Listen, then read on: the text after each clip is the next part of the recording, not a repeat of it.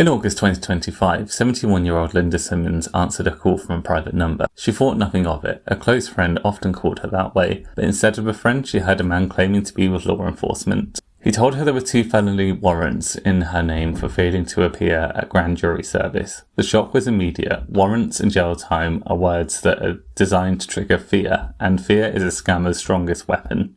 When Linda asked for proof, the call appeared to transfer. An e-voice came on the line and the caller ID on her phone displayed the Franklin County Sheriff's Office. In reality, the number had been spoofed, a common tactic where fraudsters disguise their true number to make it look official. Phone number spoofing is surprisingly easy. Scammers can make it appear as though a call is coming from a legitimate agency, making it extremely convincing to the person on the other end. To Linda, though, the confirmation felt real. The supposed officers told her she'd signed and returned summons notices by email, agreeing to serve on a grand jury. When she didn't show, they said, warrants were issued, $7,000 each. If she didn't pay, deputies would come for her. The instructions were precise and relentless. Linda was told not to hang up, not to involve anyone else, and to follow every direction carefully. Isolation is another hallmark of scams. By keeping victims on the line, scammers cut them off from their family, banks, or anyone who might break the illusion. She was ordered to go to her bank, withdraw the cash, and deposit it into a machine the scammers described as the only kind of machine the government would accept.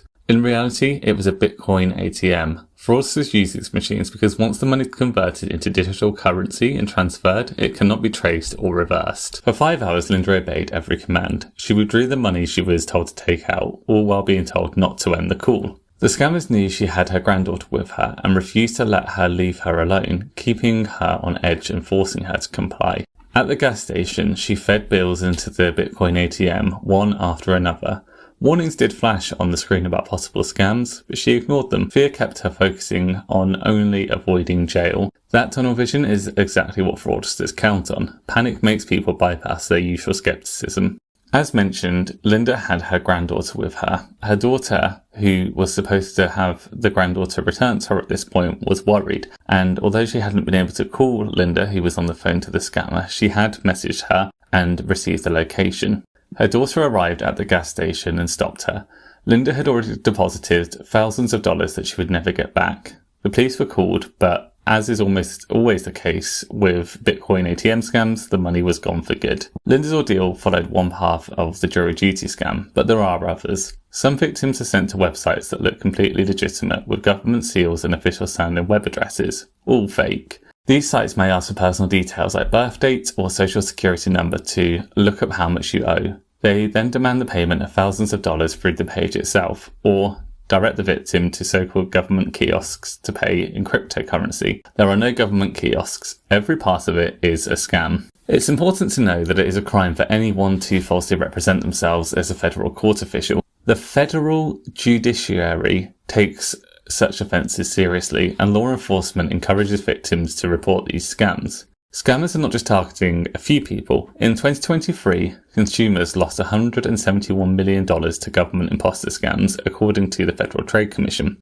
By 2024, the reported losses had skyrocketed to $789 million, illustrating just how sophisticated and widespread these scams have become. Linda later described the experience as feeling like mind control, and in many ways it was. Not in a mystical sense, but in a psychological sense. The scammers had used authority, fear, urgency, isolation, and the presence of her granddaughter to control her behaviour step by step until she complied fully.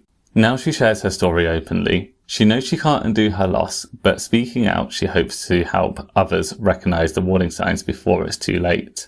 Linda lost around $10,000 before she was stopped, and it's important that you share this video to anybody who you think could be vulnerable to this scam, or just somebody who you think may find it interesting. Please comment and let me know if you have ever been victim to this scam, or if you know anybody who has.